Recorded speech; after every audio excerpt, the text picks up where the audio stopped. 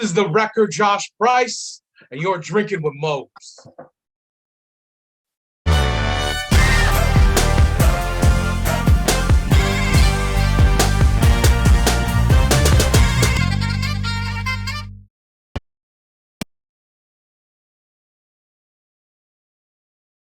All right, everybody. Want to thank the sponsor today, Reaper Apparel. Want to encourage everybody to break out of the comfort zone, live their best self, which I very much support.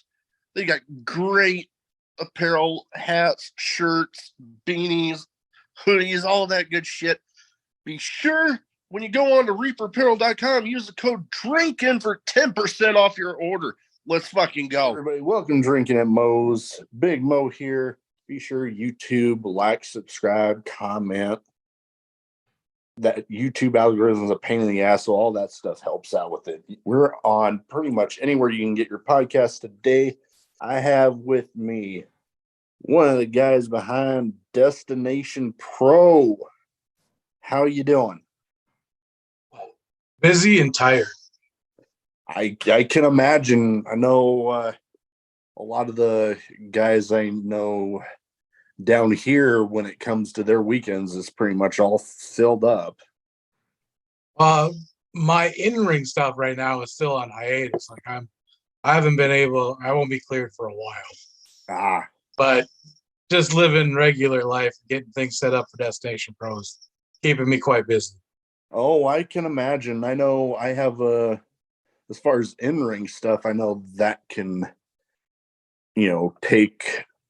take a toll. I have a friend out of California that beat stage 4 colon cancer, and he's just getting cleared to start working out without restrictions. I know he's pretty friggin' excited. That's awesome. Oh yeah, very happy for him. But first thing I'd like to start off with everybody with is what got you started as a fan, and then got you started getting into actually getting in there. As a fan, well, I'd say growing up, it was just always around me. I went through my uncles and my dad, and that was kind of the thing that we had that bonded us. Just growing up, it's always been around me. I think it's always, stuck with me. I'm attached to. I had a love for it since my earliest memories being wrestling. Oh yeah. And then what got you started, finally deciding to make the leap into doing it?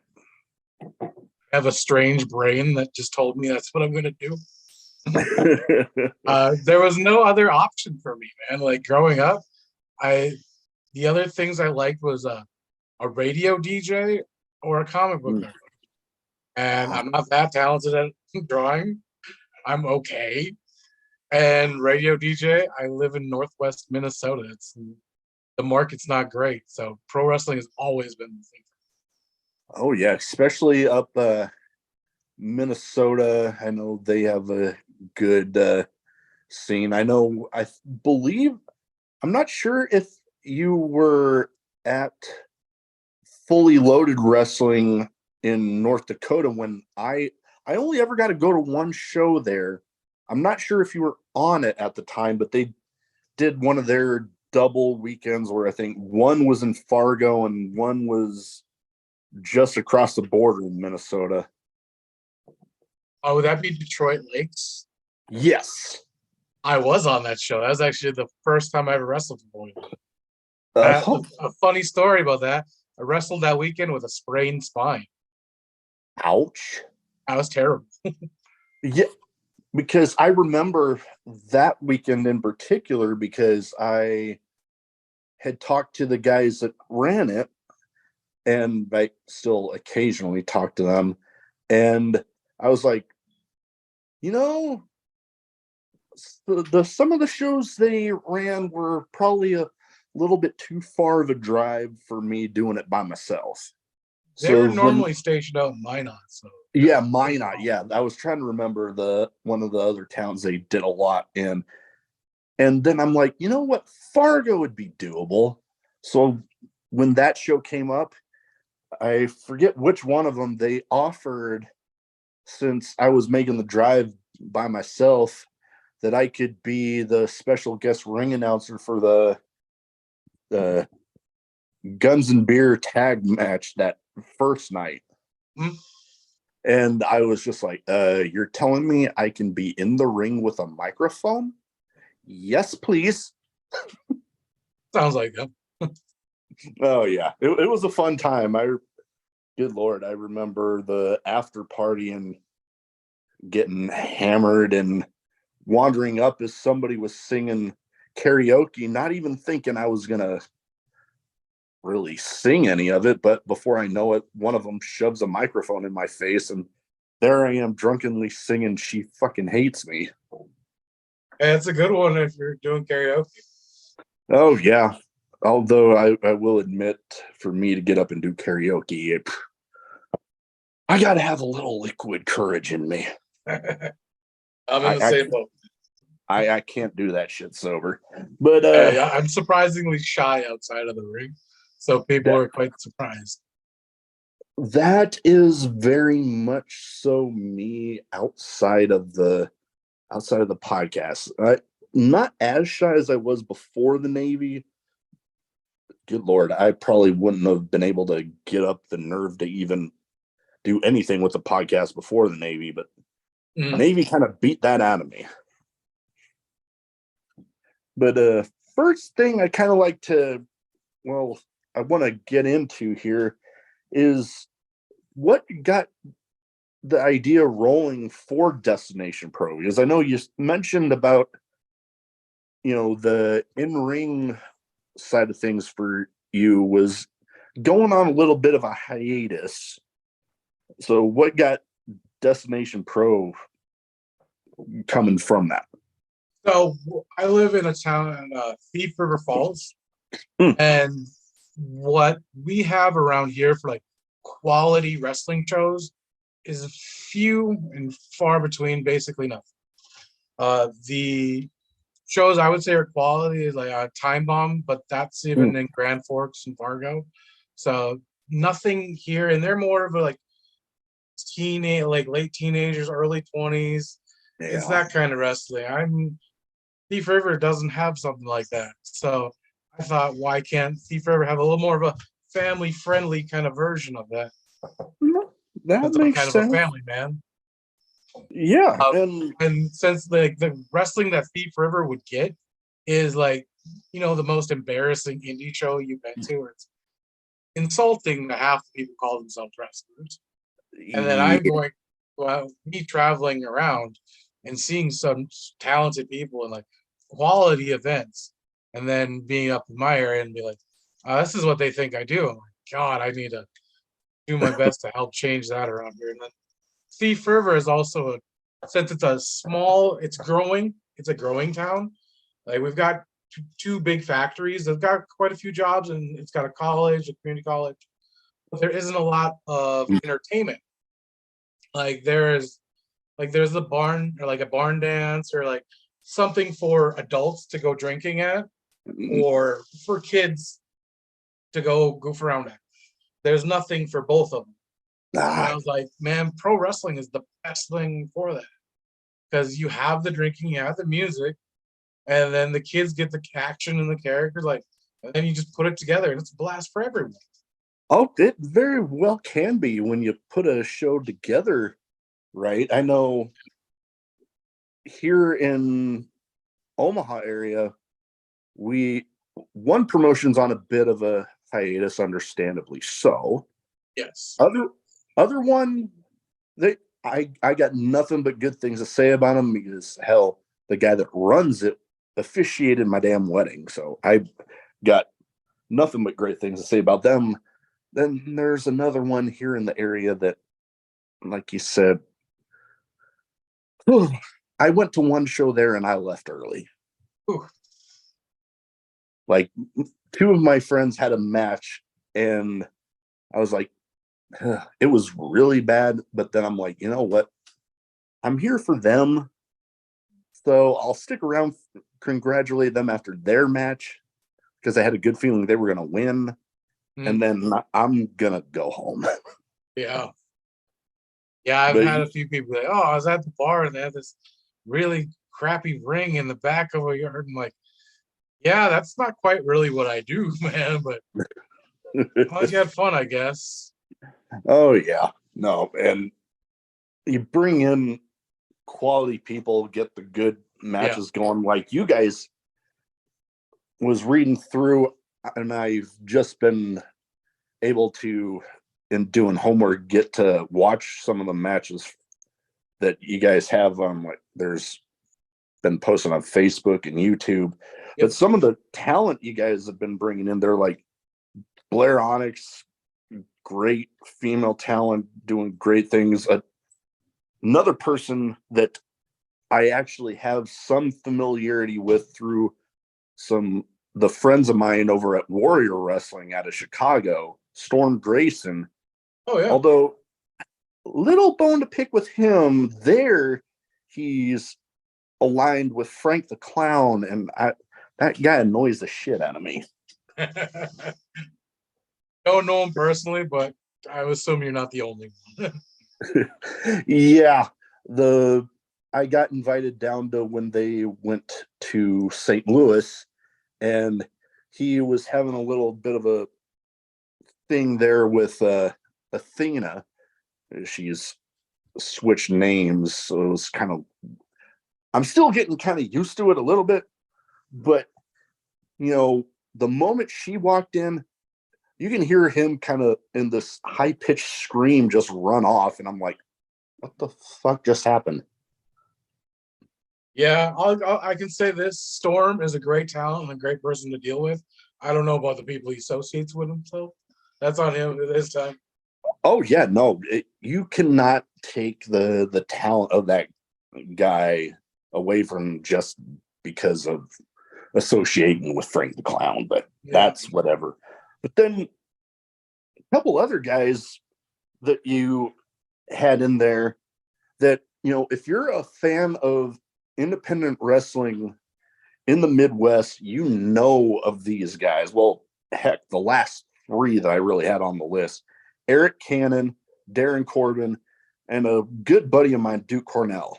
Like, if you are, like I said, a fan of wrestling in the Midwest, you especially know of Cannon and Corbin. And then I feel like people are now starting to really get familiar with Duke Cornell because, good God, that guy is a machine. Mm-hmm. Yeah, Cannon has been a guy. Cannon and Corbin, for the most part, have been around my career since I started in wrestling. And always kind of helped me out and guided me on certain things. Corbin's kind of a dickhead right now, but that's besides the point. Cannon's kind of helped me out, like try to, if I have questions on certain aspects, because it's a new venture I'm in right now. Like, he's one of the few guys I can go to, like, hey, what's going on with this, or what do I do to capitalize on another. But yeah, that was another thing about Destination Pro was we've got such good talent in the Midwest. It's not just like I shouldn't have to bring in 8 WWE X guys when there's enough talent in this place. We should make them appear the stars that they're going to be. Why can't we highlight them? As like you look at the California indie scene over the last few years. They're booming. Why can't Minnesota be like that? We've got the talent. Oh yeah, Midwest in general. We need to give the talent a platform that they can be proud of to be on, and then an audience, and we can push away the other lesser than shows and be like, I want to come work and do the Minnesota territory a little bit. Oh yeah, no, I mean, you bring up a good point. There's crazy talent all throughout the Midwest. You go, I mean, Chicago is another booming spot for wrestling in the Midwest. I brought up St. Louis earlier. They got a good thing going with. They've been bumping off last couple of years. They got some crazy stuff. Kansas City has been. They had some good things, although I hear Journey Pro, I think it was the one that was shutting down here soon. So that's gonna take away a little bit, but then even Omaha and the guys in Omaha through Des Moines, there's that crazy talent belt all throughout that. Yeah, even Omaha's been getting like the new crop of talent has been are great to deal with. I've like Nino Hatchet, Mm. Brixton Nash. Those guys, I brought them in on my last couple of events, and in ring wise or dealing with wise, amazing. I would love dealing. And I'd like to get them in the ground levels to like highlight them because I think they'll be big things in growing up or going forward. Oh, totally agree with all three of those guys. Really, I've had Nash and McGregor on the podcast before, and this was, I believe, right before. Excuse me. All right, everybody. That's what happens when you record on your phone. You have people trying to call you, but get right back to it. We were talking about Brixton Nash and Jamison McGregor. Wow, I was having a bit of a tongue twister there. Yeah, no, those guys, I believe it was. Pardon me 1 second. Oh, yeah. Eat it, you little nerd. But yeah, I'm one to say it was right. It might have been right before the show that they won the Magnum Wrestling Tag Team titles, which, yeah, they might still have them. Hopefully, whenever Magnum gets back up and going, we'll get some of that sorted out. But yeah, Nino and those two, crazy good, and sky's the limit for those guys. Yeah. But what are some of your future plans for when it comes to Destination Pro? Like maybe types of shows you want to put on, places you want to go, people you might want to bring in. Well, the list of people I want to bring in is endless. That's just if they're decent and good. Like, well, if they're good in the ring, I also like just bringing in good people for me to hang out. Oh yeah, That's always a pleasure for myself. Make my job easier. no. But the goals for Destination Pro right now is run a few more events. We like kind of the pace that we're on at the moment, but expanding it a little bit. We're going to, I guess you'll get some breaking news here. We're going to try this summer to expand a little bit and maybe test the waters with some new towns, maybe even check out a new venue because there's a pretty cool thing I'm working on, but I can't go into too much detail. I got you.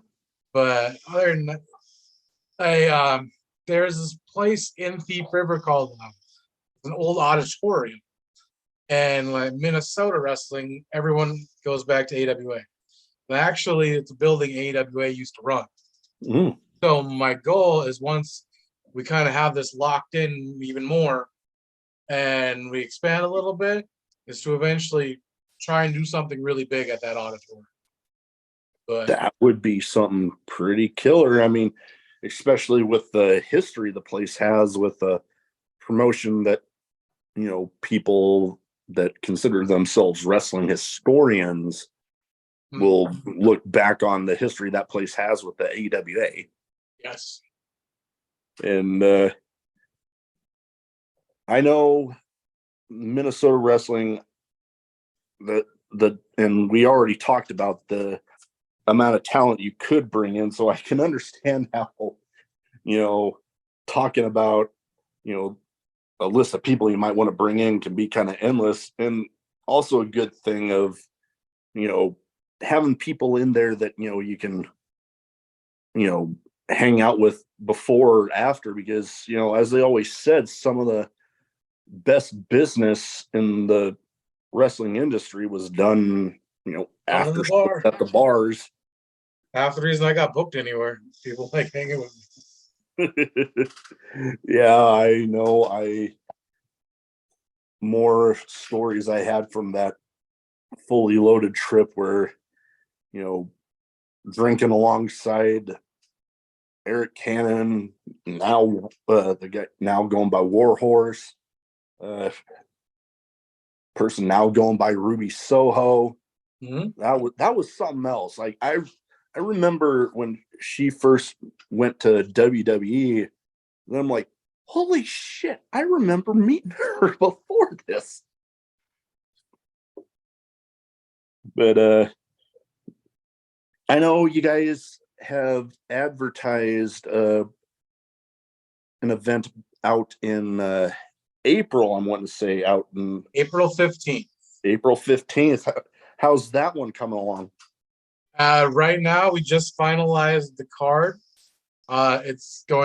We got some new people out from the Chicago area coming up again. We got an old face from the Chicago area coming back. Card itself, I can't allow to release too much detail on it. Understandable. Brian Cruz is going to defend the Destination Pro Championship for the first time. Nice. The tournament was a great tournament. Wish I could have been in it, but doctors say elsewise.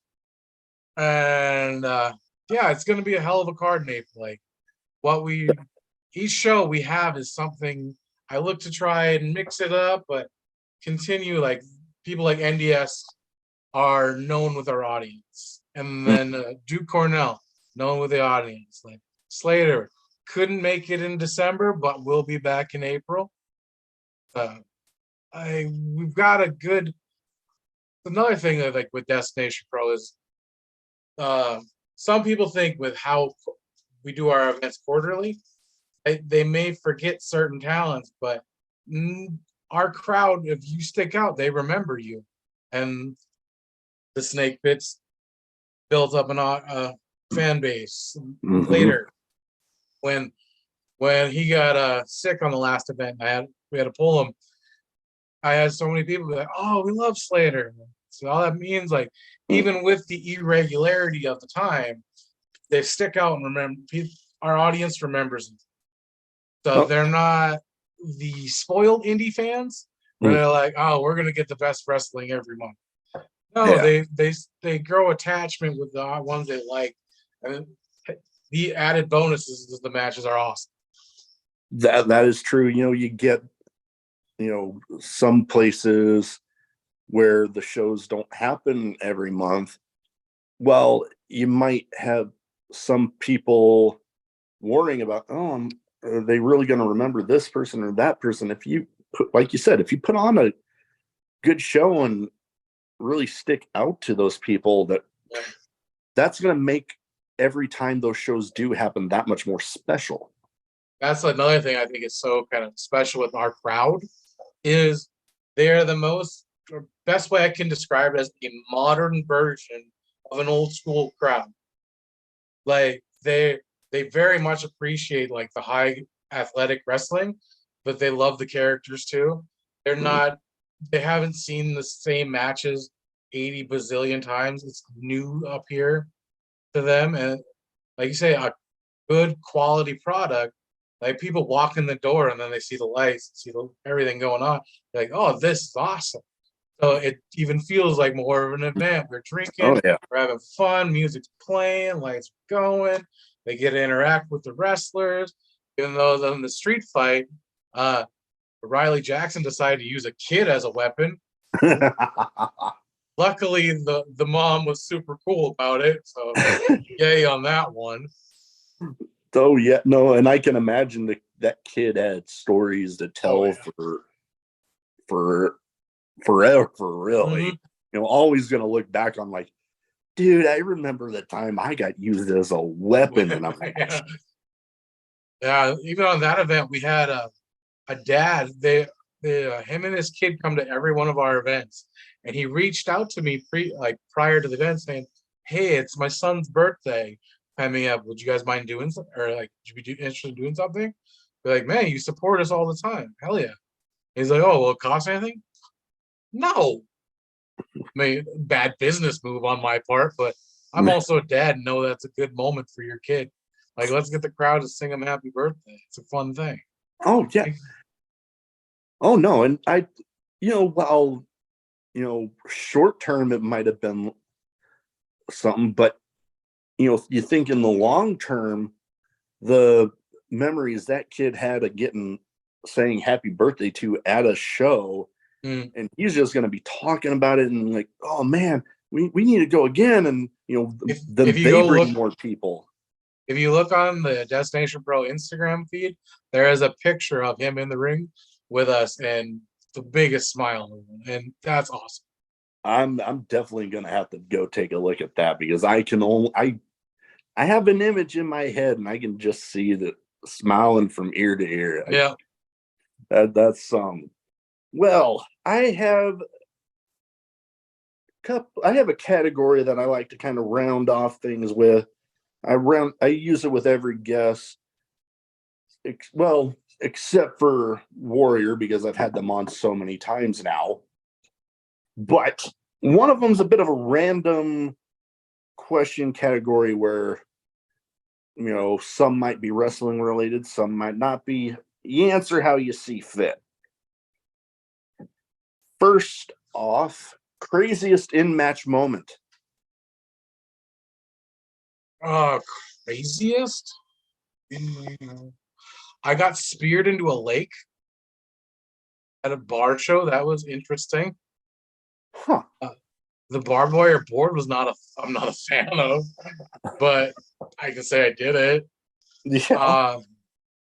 I weirdly like making kids cry, Chuck's Taylor style, apparently. And it was quite hilarious to me. Yeah, there's also ones I cannot say on podcasting that I guess statute of limitations is still up there. The better stories are the ones after the bar, but you'd have to come up the Thief River and drink with me. So we'll see about making that happen. I know I've seen some crazy stuff with hell. I was just not too long ago at Revolver in Des Moines, and Jake Christ was in a death match against Joel Bateman, and it ended with them taking 4 folding chairs and bridging 2 panes of glass. And then Jake Christ manager, which I'm actually having him on the show, came in with a thing of lighter fluid, lit the glass on fire. That was something else. And then a guy that was actually my best man at my wedding, Brandon Juarez, Donnie Peppercreek, whatever you want to call him. Oh, I know Donnie. He was in a ladder match, a multi-person ladder match. I think it was Magnum's version of Piggy in the Pig. They called it Piggy in the Bank, but their version of Money in the Bank. I'm familiar with it. And they had a ladder. At the time, they actually had guardrails. They haven't for a while, but they had a ladder bridged from the guardrail to the ring apron. And I'm on the opposite side. And all of a sudden, I see Donnie there getting this guy on his back. And then I'm like, no. Before I know it, he's leaping and the ladder just funk. And I see them both disappear from the ring. I'm like, oh, damn. So I don't know if you've ever heard of this company based in they mainly work in Chanhassen, Minnesota, called MIW. I vaguely remember hearing about that. They were what, before my injury, one of them I would consider like one of my home companies. I worked for a lot, and we did a double superplex spot. I'm the one taking the superplex. Oh boy. And I was like, oh, I like taking superplex. It's a weird thing in my brain. But I go to the net. We were working the following weekend.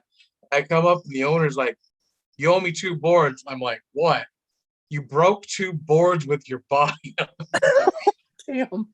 Valid point, especially at the time with the way lumber was going up. It's like, my bad. Yeah, lumber's kind of crazy right now.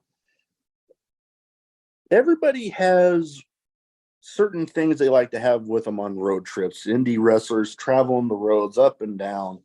What are some must-have road trip supplies?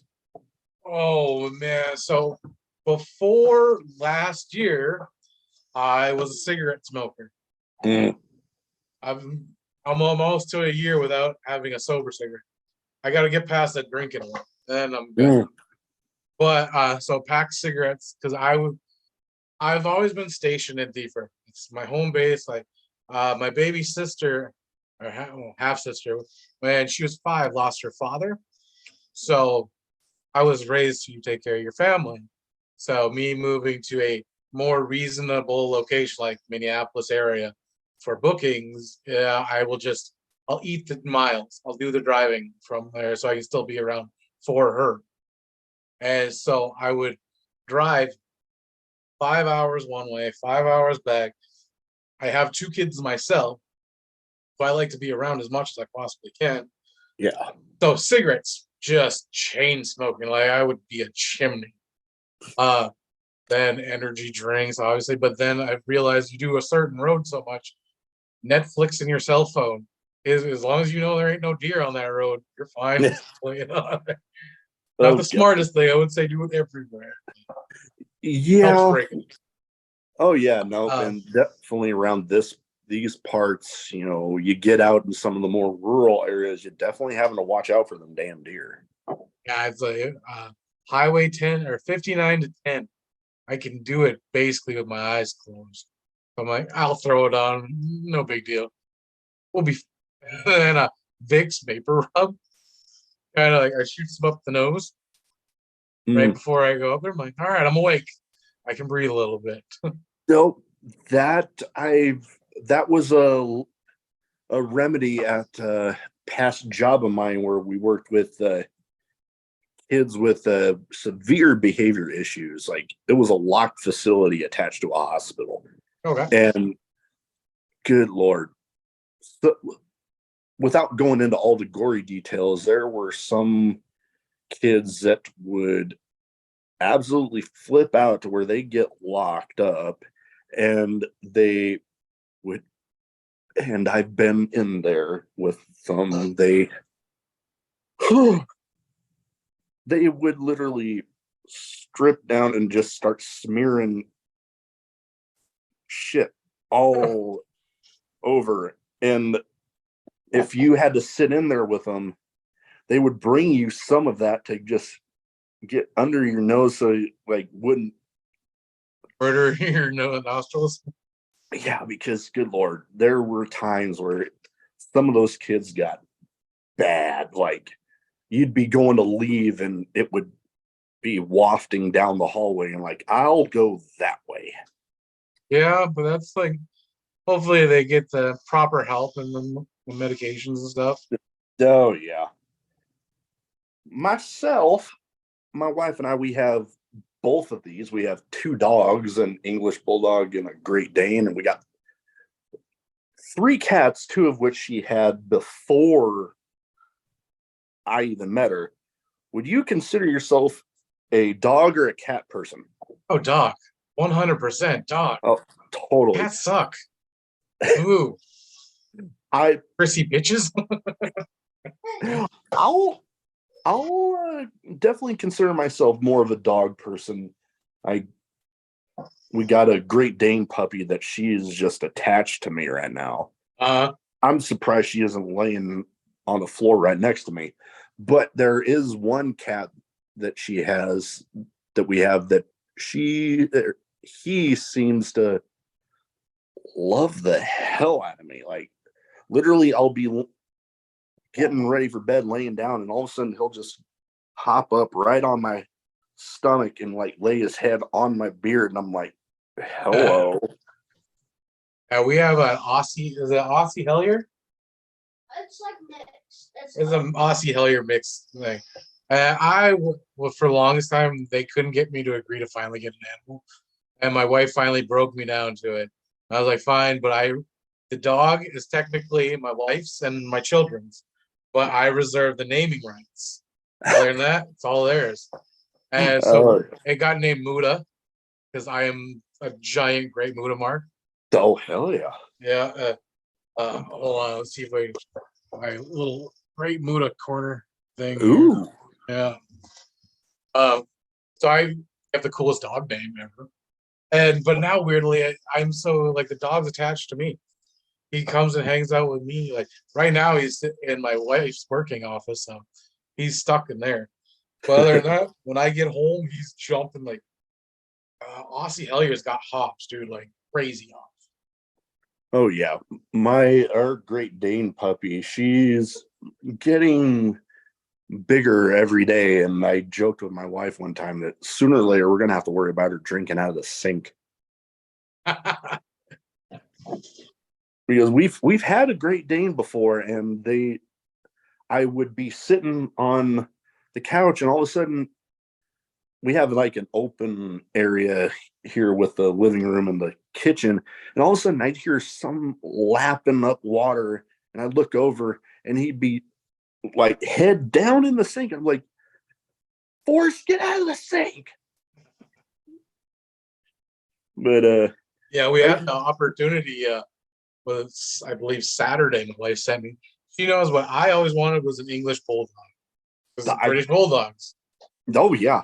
All right, and she sent me a link on Facebook that someone she knew had a bunch of puppies, a bunch of bulldogs, and I'm like, I would love one, but our Muda would be so jealous because even when I'm playing with my kids, he's like, no, play with me. I'm like, fine, I'll give you your time. Oh yeah.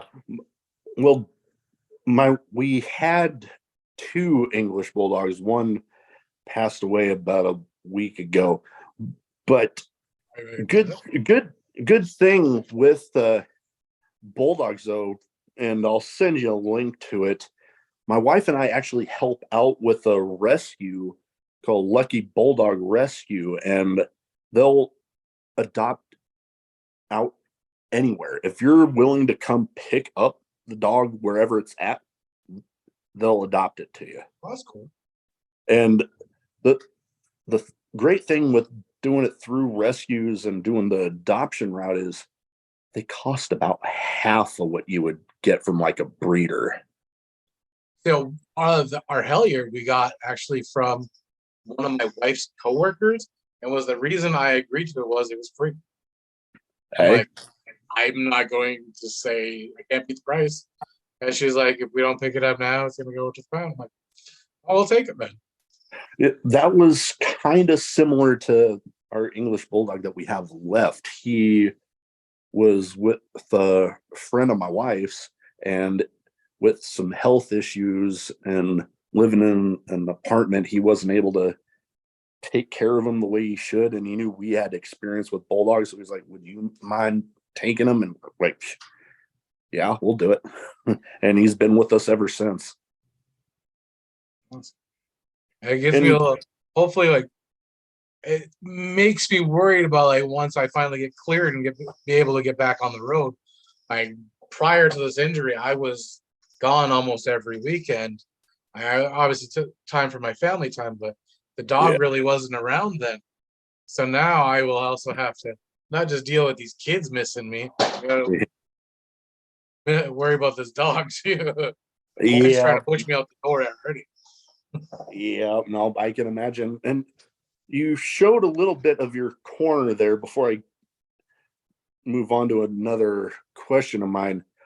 I'm hoping to get a setup when I finally get everything done. I consider myself a bit of a collector of wrestling autographs and stuff. I got a poster from the Warrior show that I got signed by, well, I guess he's now going again by Bronson Reed, Jeff Cobb and all sorts of guys that were on the show. And then the Revolver show got Billy Starks, Mike Bennett, Matt Taven, all those guys. Although when it comes to wrestling, and this is going to be like front and center, I am extremely proud of this. I have signed ring-worn kick pads from Alex Colon. Oh, cool. That I'm like, I even found a picture of him wearing them in a match, and I'm like, shadow box that shit and just right in there Be with a it. cool display piece, man. So yeah, I've got some, and I've even started getting into wrestling figures more for. I'm not one of those that like you see, oh, Matt Cardona and those guys that they're like all out of the box and loose and this. If I get one that I already have from somebody given to me for a gift, Mhm. I'll consider opening that one. But I like to have at least one that I could at least potentially get autographed, because I got Keith Lee, Swerve, Rich Swann, Hangman Adam Page, Lance Archer, Jeff Cobb, all in protectors ready to go. And I'm like, I just need to get the time and the money to get that displayed up and going. Yeah, I do collect figures mainly, but I do use the old what are they called?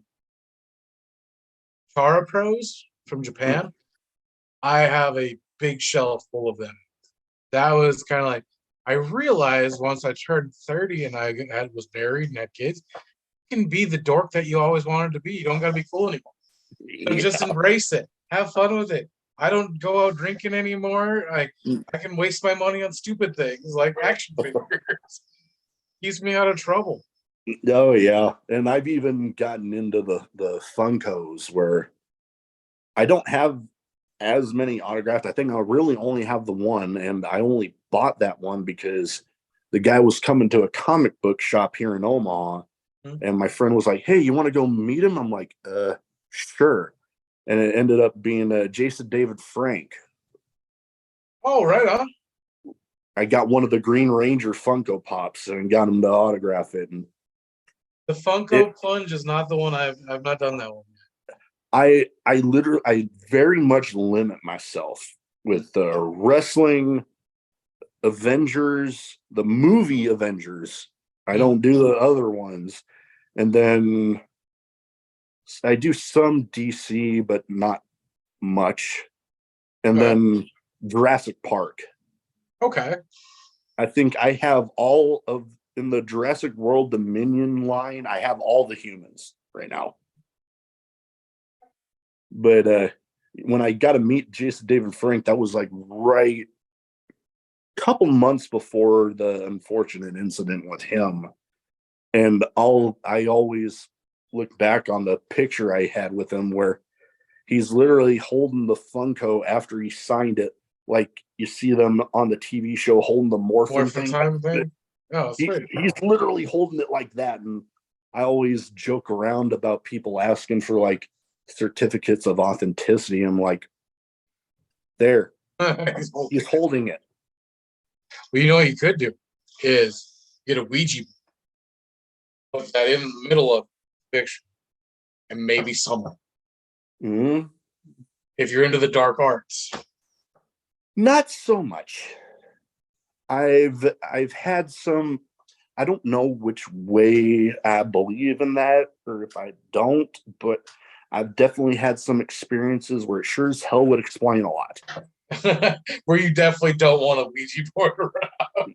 Yes. I understand. I like helping out at haunted houses here in town. My wife helps out with one that I occasionally help with. I like being the one doing the scaring, not so much when it's done to me. See, that's the funny thing is my wife is a big horror movie she loves Scream.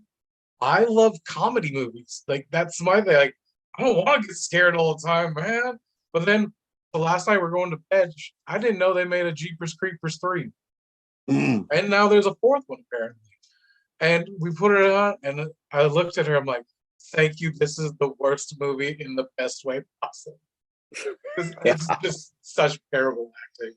I'm like, I love it. But I love like comedy horror movies are my jam. Like Psycho Gorman is amazing. I might have to check that one out because Tucker and Dale versus Evil. That's a classic. Army of Darkness is probably my all-time favorite movie. That is a classic one. I remember. I'm going to say he even got in. It was one of the last Mortal Kombat games. I swear I remember him being in one of them. Well, Mortal Ash Kombat just recently 10. had a video. They You know recently what? I think I remember something about that. because I don't game much, but I bought that one. I don't game as much as I used to. I have been playing. We bring up Mortal Kombat. I have been playing some Mortal Kombat 11. I think I have the Xbox Series S, and I've been kind of getting through a lot more of the achievements. I think I'm at about 92% on that one right now. Nice.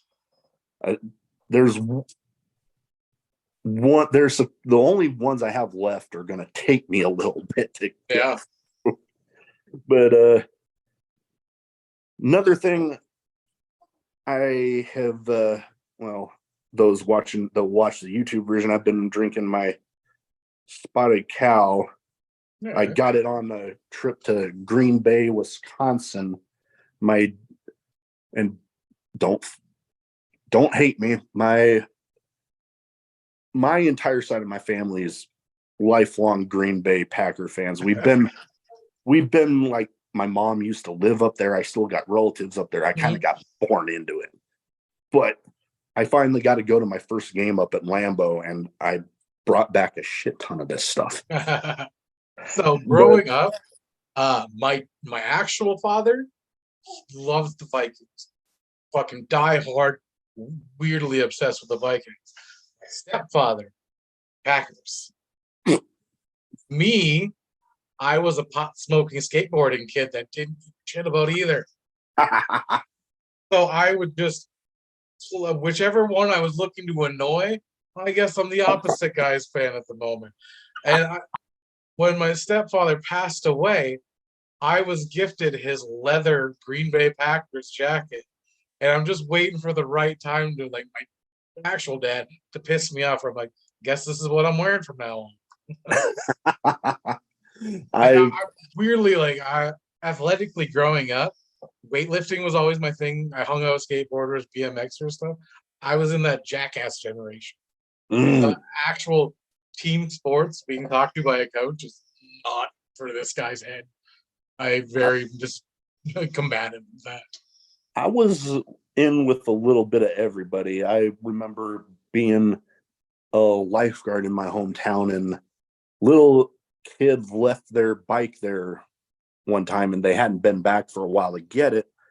And some people that I worked with dared me to take it off the high board, like ride it off the high board. And I'm like, you get the manager to okay it, and sure. And well, the manager okayed it. And I'm like, well, I guess I got to do it now. You didn't even say if you hit a certain price point, like $50, I'm on. I should have. But I was gonna say, bringing up, my Spotted Cow here, what would you say is a favorite drink of yours, whether alcoholic or non, or one of both? Oh man, so I am a very hydrated person. I would prefer to drink things more than eat things. Right now I am addicted to Ghost energy drinks. Those are primarily mango or any of the Sour Patch Kids version. Oh, they're amazing. Those are, yes. Those are my treats for the day. And then alcohol wise, it changes. So I used to drink a lot more in my earlier 20s or so. And I was young. So natural ice, Red Dog, anything cheap, and a lot of it I could get, and I could get forget the night. That's awesome. Well, I guess I finally grew up a little bit. I like PBRs. Thanks to Eric Cannon, bastard. And then my cousin that's in the military, he's a PBR guy too, so we'll drink that. I digress more into like CBD now to relax. But I was on whiskey for a long time. The honey Jack Daniels was, and now when I do drink, it's a tequila. I like tequila. Not the rocks tequila. Sorry, it's too expensive for mine. Well, actually, I have found that particular type of tequila here in Omaha for relatively cheap compared to like the one George Clooney used to own that was like $60-$80 a bottle. You gotta remember when I started drinking, it was $10 bottles of vodka, Barton, like gallon jug of it. You can find like, hey, will you go buy this for me? $10. And like, you know, when you're a kid, you don't know what the mixing levels are. So you're like, this much vodka and a splash or whatever you can get. Yeah. I can't even touch the stuff anymore. But so anything above $10, you're gonna ask me pricing.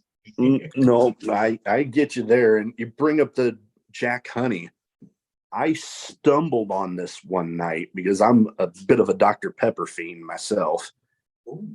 I had a shooter of the Jack Honey one time, and I'm like, dumped it in there with the Dr. Pepper, and holy crap, was Very it good. good, yeah. I did that one time when I was drinking with my mom, actually. I had the bottle of Jack Daniels, and my wife had Dr. Pepper. I tried that. It's a good mix. I do like it.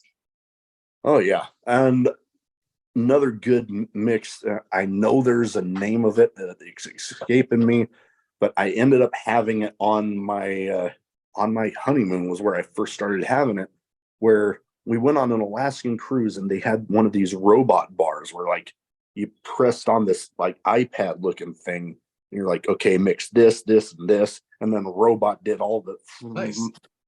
And it ended up being like Jack, Coke, and grenadine. And I'm like, basically tasted like a Jack and cherry Coke. That sounds really good. Oh, man. My buddy had a shot that we called it what was it? A reptile venom. Because it ended up looking like a weird green mixture, but it was a 3 Wiseman with Midori and orange juice. And it was, if you ever had a stressful day and you're just like, I just don't want to remember this day, start your drinking, but you finish with that because the son of a bitch hits you in stages. And it was the only time we went to an after party, and I'm like, I need to go home, man. Like, I'm on stage 2 and I'm done. I made it. I'm alive, so I can't complain too much. But we've had other people do that same test, and they don't make it. Oh, I've definitely been there. Oh boy, the drinking stories I have from my deployment. I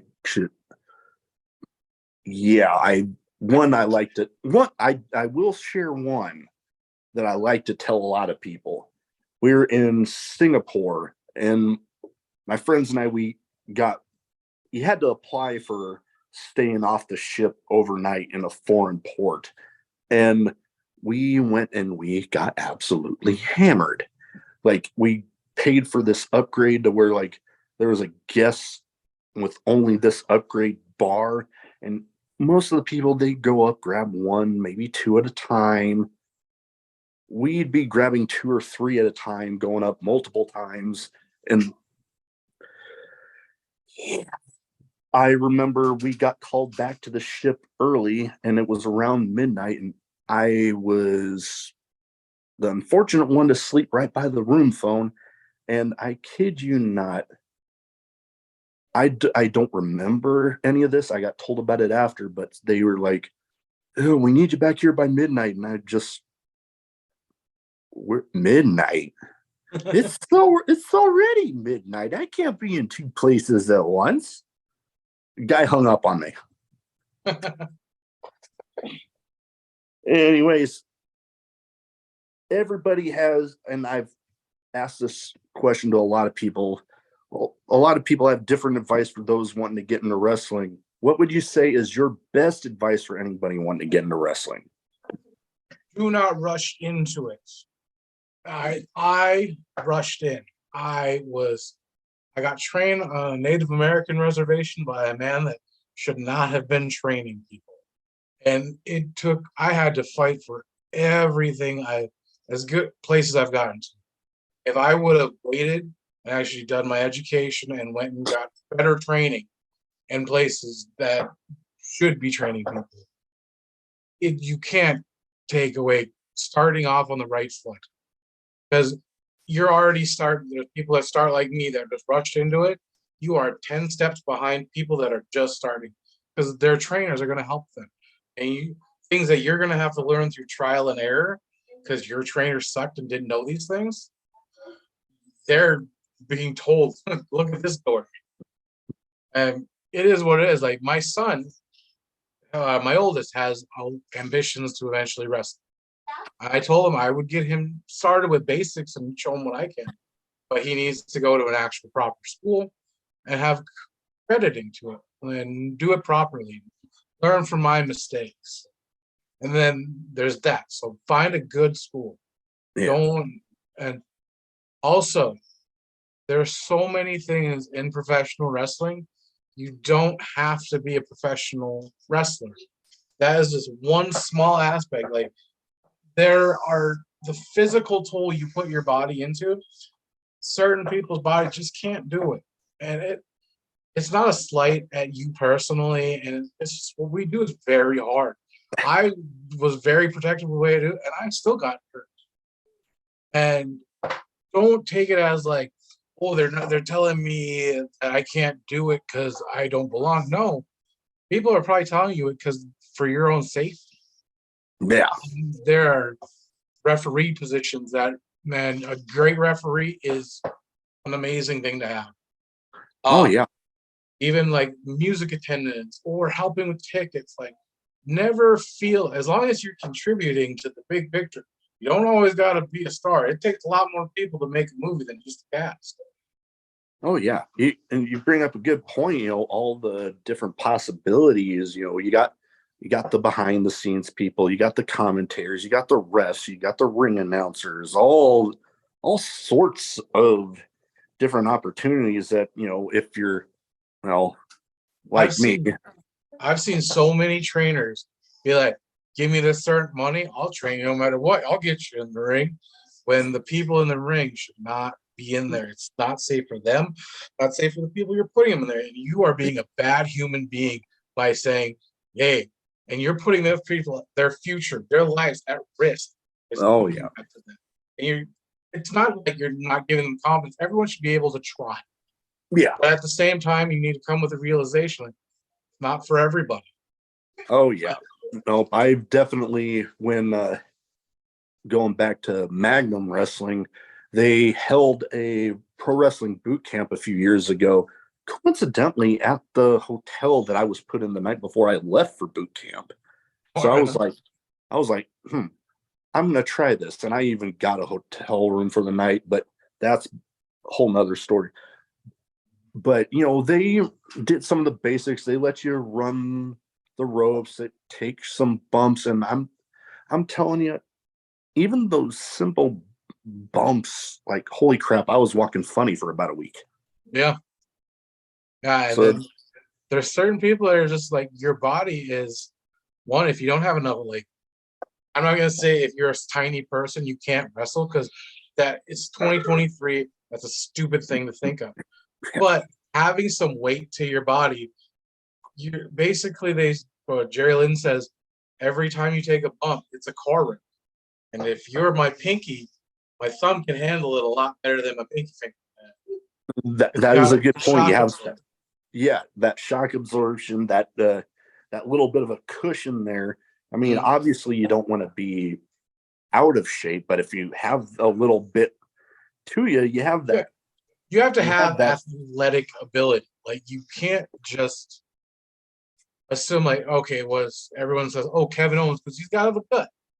But he's an anomaly, man. Like he's so good at everything. Like he's just one of those. You ever see those things on Reels, Instagram, where you see like a heftier dude doing crazy gymnastic stuff?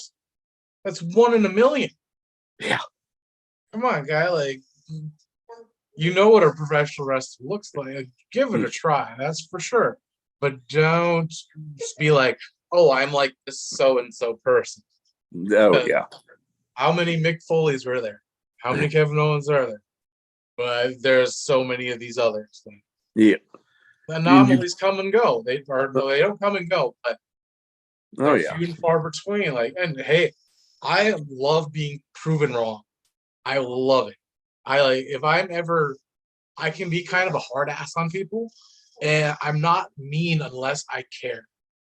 Yeah. And if I like to challenge people, like show me this, and if or put your money where your mouth is. You say you're gonna do it, show me, and I'll glad I have not. I'm not a prideful man. I can eat my words and say I was wrong. Glad to do it. I love to do it. It's the best because Oh that yeah. you're proud of that person for like, hey, you put the work in. Oh yeah, keep doing that stuff. Yeah, and I can imagine, when you have a hand in bringing somebody in, and you kind of you tell them something like that to kind of challenge them, but then they go and they prove you wrong, and you're like, okay, you, Yeah. you did it, all right. There's Make more than one way to cut a pizza, man. There, and and like I won't ever just say, hey, my way is the only way it needs to be done. Because yeah, again, I can be proven wrong. And I'm man enough to admit, like, hey, I was wrong on this. oh yeah. And before we end things, I you brought up Kevin Owens there. I actually ran into him at Disney World once. I dropped, and it wasn't any like big long conversation, but I had like tripped and dropped something. I went to pick it up, and as I'm getting up, he's walking by me, and I noticed that T-Rex tattoo he had Hmm? that he has, and I'm like, oh my god! I literally like fangirl ran to my wife. I'm like, oh my god, oh my god, oh my god. But that is about all I have for tonight. Before we go, where can people find you? So if they don't have their eyes on you and they don't have their eyes on Destination Pro, they can go ahead and get them there. So trying to pull up right now. The best thing for me, Instagram is the one I have more fun with. I enjoy Instagram. Facebook is just it is what it is, and Twitter is god awful. Yeah. I cannot stand it. I have it is a necessary evil for promoting things. So I Yeah. have it. I think it's like Josh underscore priceless. And then there's the Destination Pro one too. And then my Instagram is priceless Josh. And then Destination PW for Destination Pro. Facebook, Josh Director, Josh Price. Most fans somehow find my real life one. So if you're cool and you're not too weird, I usually add you. I had to get a little more selective on that. Yeah. Man, some people got a little too weird. I can imagine. I hear stories about it all the time. Oh, my wife tried signing up my kids for that Facebook Messenger thing, and someone tried adding them. That's when the day I'm like, nope, no more. Yep. Nope. That's a line that you definitely don't want to cross unless you're like a close personal Unless friend I of. know you for sure. Yeah. No, definitely. But yeah, Well, there's Instagram is so I always say Facebook's more of my real life. Twitter is more my professional stuff, and then Instagram is the more blended because I hang out with my kids 90% of the time nowadays. I gotta occasionally post something stupid that they do, and they're gonna be 8 and 11. They're definitely gonna do something stupid fast. oh yeah, they're getting to that age where some questionable activities where you're gonna be rubbing your head like, what the hell? So luck out with boys. Hopefully, they can wipe it off with some dirt. Yeah, rub some dirt in it, you'll be fine. But we'll be sure to add stuff in the description for the social medias. Yeah. Also, Thank you. Oh yeah. follow, look up Destination Pro on YouTube. We Hmm. just had the debut of Arrival, which is Oh, now yeah. more of our branded YouTube show. And I'll be starting to be dropping on Sundays at 11 in the morning. And that's actually even an old AWA throwback because we found out that was the time that they dropped TV show. A little All nod. right.